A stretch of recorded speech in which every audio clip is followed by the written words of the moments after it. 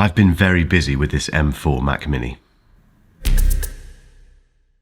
I think 2024 has been a fantastic year to be an Apple fan, not because of the iPhone 16 or the Apple Watch Series 10 or Apple Intelligence, because of this. This is the M4 Mac Mini and it's absolutely amazing. In fact, I said this in a previous video and I will confirm it here and now. I think the M4 Mac Mini is Apple's best ever product. If you don't agree with me, and I know quite a few people don't, get involved in the comments. But for me, this is just the epitome of what Apple is capable of. It's unbelievably amazing. And if you're thinking of buying one, just go and get one, trust me. However, in this video, there's a few things I want to do. Firstly, I want to give you some updated thoughts on the M4 Mac Mini, having used it consistently for the last few weeks. Then, I want to talk about why I sent back the base model version. And then, I want to talk about that over there, which is the new desk area, the new desk setup for this M4 Pro Mac Mini.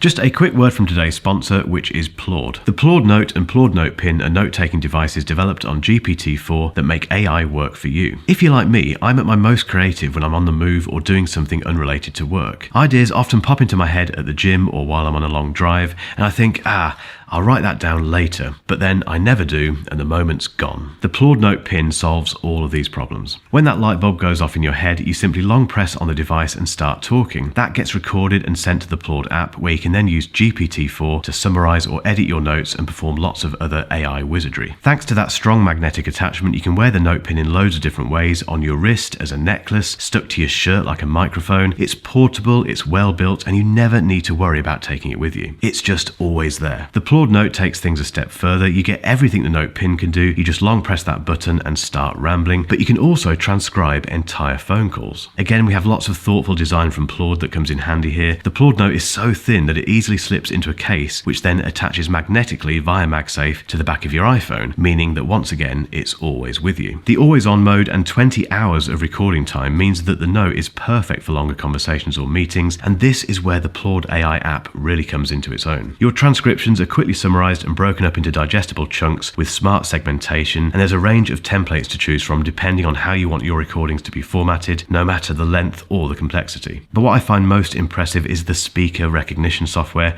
The app can distinguish between different people during conversations, which means you can then label each person so that when you record them later on, it knows who's speaking. You can then file away and organize all of your transcriptions and summaries, or you can merge them together if multiple recordings relate to one another. These Plord devices are the first to convince me that artificial intelligence can actually be useful in a day-to-day setting. There's a lot swirling around at the moment about Apple Intelligence and how practical that might be for the average user, but Plord AI keeps it simple and very effective. If you want to squeeze every last drop of efficiency out of your work setup, these Plord AI devices make for essential companions. I don't go anywhere without them.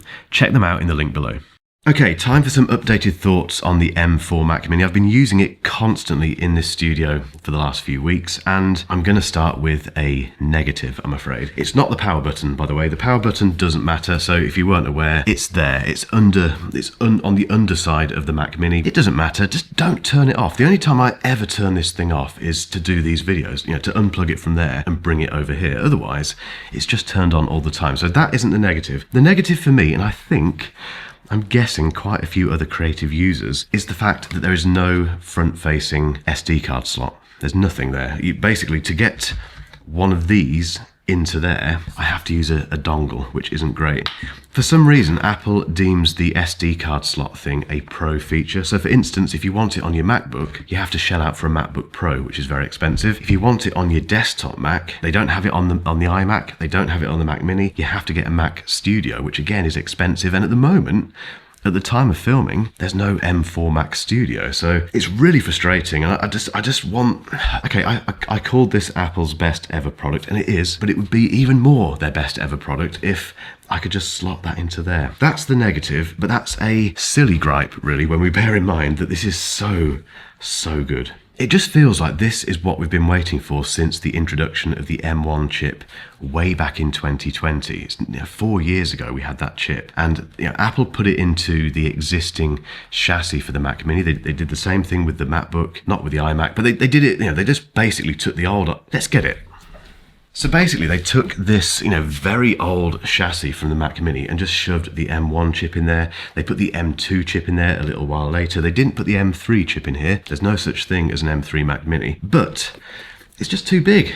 As great as that was, it was just massive. And like I mentioned earlier, it's the epitome of what Apple is capable of, and it demonstrates what Apple Silicon can do, because I challenge anyone to make, in fact, I don't challenge anyone to make the fans come on, because you can, but what is telling is the fact that the only way people seem to be able to get the fans to come on this, and for it to do anything, in terms of throwing up an error message that says, stop, is by doing these ludicrous stress tests, by running Blender and Logic Pro and Final Cut Pro and Lightroom and all these other rendering things at once, or, really unnatural ways of using this Mac Mini. That seems to be the only way you can make it sweat, basically. I've done my own stress tests, which, they're not exactly the best technical stress tests, but the only way I could get this thing to sweat was to do stuff which you would never do in real life. And most of those stress tests have been done on the base model M4 Mac Mini, the 599 version, which is just mind-boggling. It's the cheapest Mac you can get. Yes, you do need a monitor, a mouse and a keyboard, but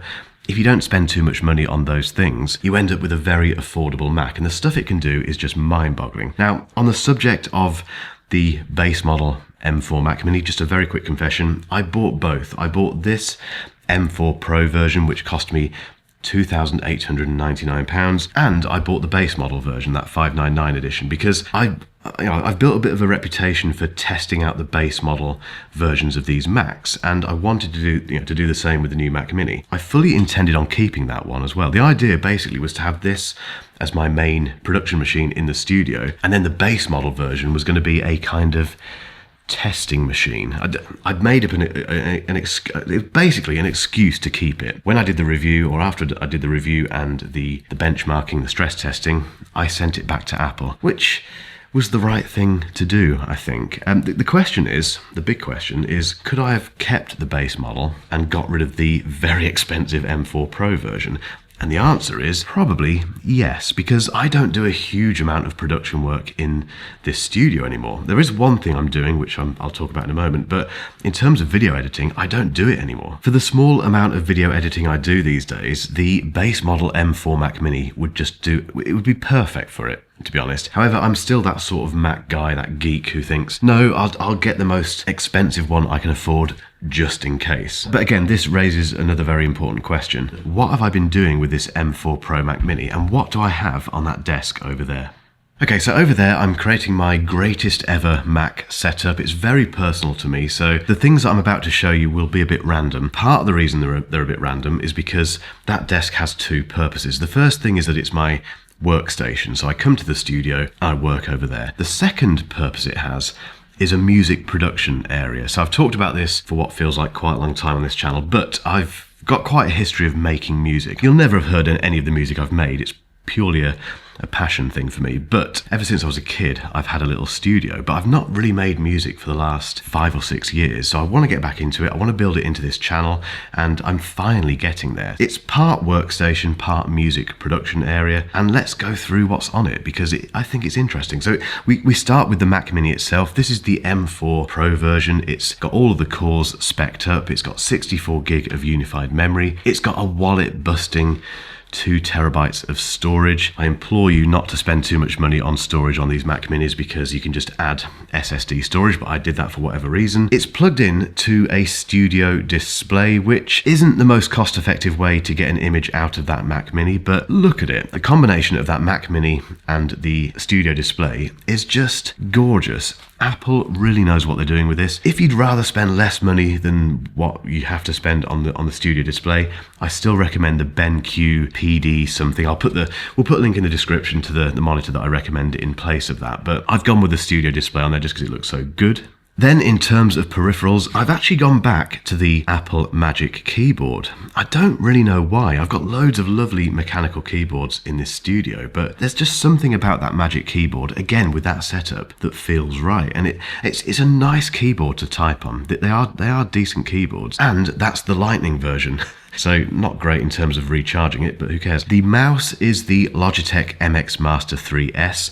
If you need a mouse, just get the Logitech MX Master 3S. We'll put links to all this stuff in the description so you can go and get them, but it's just an absolute no-brainer purchase. In terms of headphones, there's two pairs. There's my production headphones, which are the Sony MDR MV1. These are very flat sounding. They're great for monitoring videos that you're making, or obviously music production as well. Fantastic pair of headphones. And then in terms of the noise cancellers, it's the Sony XM5s, which may come as a bit of a surprise. I've not been particularly, well, I've been fairly disparaging of those headphones in the past, but they've got the best noise cancelling of any headphones in this studio, and they're pretty comfortable. They do get swapped out quite a bit, but they are my headphones of choice at the moment. They are tucked around a very nice Grove-made headphone stand, which is a lovely looking thing. Then we have, for no reason whatsoever, apart from the fact that it looks very nice and I love vinyl, we have a JBL spinner, which is a Bluetooth record deck basically. Like I say, it looks lovely, it sounds great, and you can use it obviously with those Sony headphones, so happy days. When it comes to the music production side of things, on here we have some Mackie gear. So we have the big knob, please stop laughing at the back, which is their, or one of their audio interfaces. I also have some CRX studio monitors, and then on the floor, the CR8S XBT sub. None of that stuff is connected yet, but it will be very soon. I've got a controller keyboard on there as well, which is, it's been around for quite a while, this thing. It's way too big, taking up way too much space. So that will get the chop. That will be replaced by something much more sleek. And that's it in terms of gear, but it's all sitting on a Vernal desk, which is a new standing desk we've got in the studio recently, and it's the best standing desk I've ever used. It's incredibly sturdy, it's got loads of height adjustment, and it's massive. You can get so much stuff on this thing. It's a wonderful desk. The chair is the Habada E3 Pro Ergonomic, and it's very good for my back, which is good because I'm now in my 40s and worry about every element of my body. But that's my desk setup. That is my M4 Pro Mac Mini desk setup, and I can't wait to connect all of that music stuff and start making music. And on that note, guys, remember to hit that subscribe button not to miss future videos about that setup over there and future buying guidance for the Mac Mini. In terms of buying guidance today, it's really simple. If you want one, go and get it. And let me know in the comments what you're going to do with your own M4 Mac Mini. And lastly, if you've still got some time, hang around for a link to the stress test that I did with the base model. You won't believe what that thing is capable of.